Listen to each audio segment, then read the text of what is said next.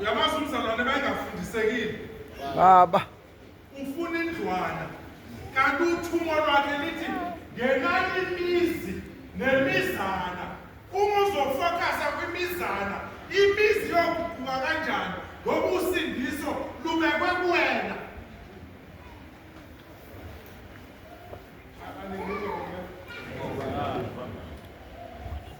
So ngifuna ukuthini? Isibusiso ngimosifuna. Awungani? Yiba umphefumulo othanda ngothando.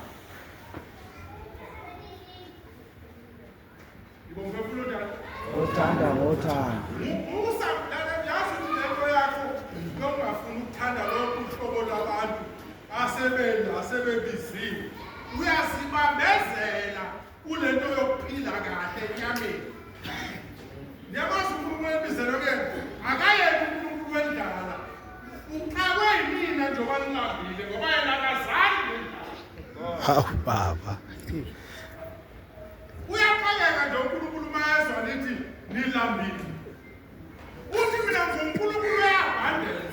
nguNkulunkulu ophethe yonke into efuna umkhonzi. Ngeke noma uthi wena hayi izinto zakho azihambi kahle azilungi. Sinuke baba. Lenze njani? Sinuka amakhwapha.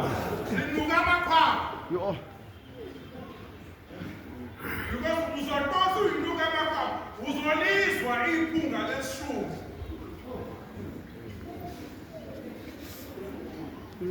Iphunga lesishumi uzolizwa nawe.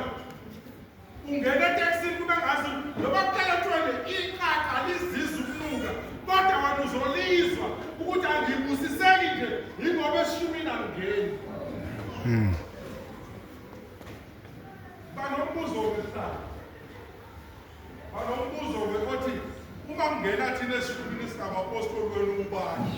Hey. Who are you? Wena bawucabanga ukuthi ezakho izinto ubheka ubani ozwakala ngcono uNkulunkulu mina nawe. Mina I'm very close kulo Nkulunkulu kodwa manje ngisamlinga ngesishumi nemnikelo zonke izinsuku ukuthi angisikelele kungasweleki ikudla endlini. Wena ukude nokuba kude. Wena ukuzubizwe uthatha isishumi sakho kuthiwa ngalaba nkosi abathe bangena akuthi nabakude nothando. You understand ukuthi udonswa kude kangakanani? Kodwa sisakhishwa yithina esiseduze naye. Baba. Bese ulindele umlingo ukuthi uzophila kahle. Uthi bawubheka wena ukuthi uNkulunkulu uzoyikhalimela inkumbi edlayo lapha ekhaya.